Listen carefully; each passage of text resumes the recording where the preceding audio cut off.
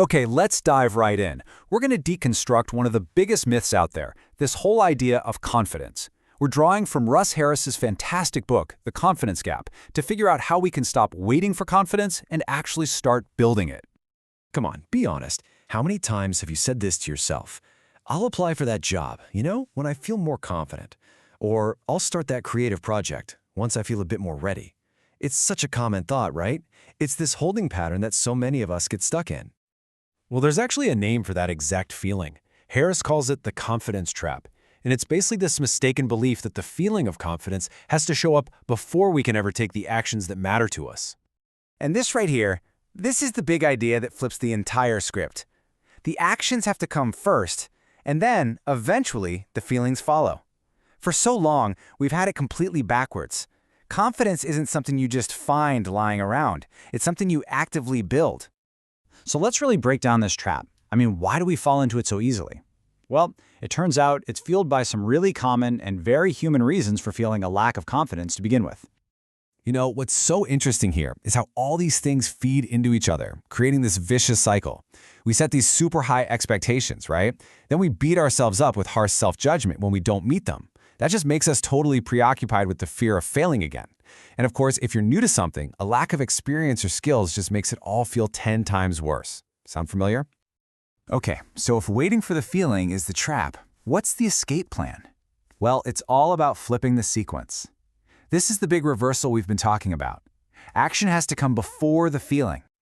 And this just lays it out so perfectly. The myth is this passive waiting game. You just sit around waiting for some magical feeling to strike before you act. But the reality? It's an active process. You take the actions of a confident person, even if you don't feel like it, and as a result, the feelings start to catch up. It's a huge shift from being a passenger in your life to actually being the driver. And look, this isn't just some vague, nice-sounding idea. It's a real, tangible cycle. You build confidence the same way you build any other skill. You practice, you apply what you've learned, you look at the results without tearing yourself down, and then you tweak your approach. It's a loop, it's a process, it is absolutely not magic. Okay, but hold on. There's a big elephant in the room, right? What about fear? If we're supposed to just act without feeling confident, what are we supposed to do with all that anxiety and nervousness? This brings us to the next massive myth we need to bust. The idea that confidence means getting rid of fear entirely. This is such a critical insight. The goal isn't to become fearless. That's not realistic. The goal is to change how you relate to your fear. Instead of seeing fear as this giant red stop sign, you learn to see it as, well, a companion on the journey. It's uncomfortable for sure, but it doesn't have to be the one in charge. Listen to this incredible story about psychologist Albert Ellis. He was terrified of rejection. So as an experiment, he forced himself to approach over 100 women in a month. You know what happened? He didn't get a single date. But he learned something way more important. Fear was just a feeling. It was unpleasant, yeah, but it couldn't physically stop him from acting. He learned to act with the fear. The book has this brilliant analogy to help us really get this. Think of your fear, or any painful feeling, as a spoonful of salt. Now, if you stir that salt into a small glass of water and try to drink it, it's going to be totally overwhelming, right? Just awful. But what if you took that exact same spoonful of salt and stirred it into a huge, vast lake? You wouldn't even taste it. The salt hasn't changed, but the container it's in has. The whole idea is to learn how to become more like the lake, to expand our awareness and make space for that fear, which massively dilutes its power over us. So if our feelings of fear and confidence aren't reliable guides, then what is? When you're standing at a crossroads and fear is just screaming in your ear, what's supposed to be your compass? Well, the answer is your values. And this is a really, really important distinction. A goal is a destination, like climbing a specific mountain. A value is the direction you're heading in, like always moving westward. See the difference? You can achieve a goal, you can tick it off a list, but you live by a value, moment to moment, every single day. Values are the how of your life. For a real-world example of this in action, just look at Nelson Mandela. His decades of struggle weren't powered by a feeling of confidence.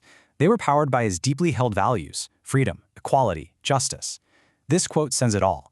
His values were his compass, and they guided him through unimaginable hardship. Okay, so we've got our compass, our values. Awesome. But there's still one major obstacle: that noisy roommate living inside our own heads. All that internal chatter creates what the book calls a worry smog, and it can make it really hard to even see our compass. So, first things first, let's get something straight. Your brain is not broken. It's a survival machine that evolved over thousands of years to look for threats and problems. So having negative thoughts doesn't mean you're a negative person. It just means you have a perfectly normal human brain doing its job.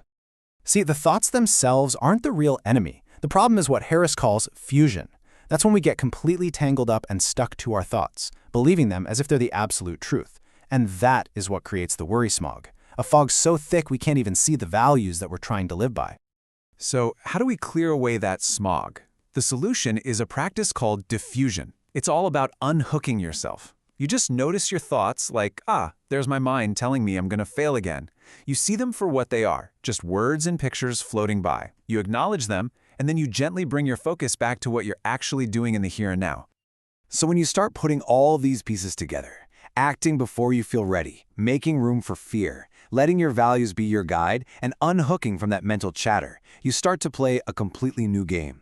Life becomes less of some scary test you have to pass and more of a daring adventure to be lived. The story of climber Joe Simpson is wow. It's the perfect illustration of this. After a horrific accident left him for dead on a mountain, he survived by focusing only on tiny, value-driven actions. His core value was survival. He didn't believe he would make it, not at all, but belief wasn't necessary. Action was. He just focused on the next move, and then the next one, and the next. And that really gets to the heart of the whole thing. Genuine confidence isn't about being perfect or never, ever failing. It's about resilience. It's about being willing to get back up, learn from the fall, and take the next small step that's guided by your values. So let's bring this all back home, right to you, right now. Forget about feeling confident for a minute. What's one small action, just one, that you could take today that moves you in the direction of a value that's truly important to you? What daring adventure, no matter how small it seems, is just waiting for you to begin?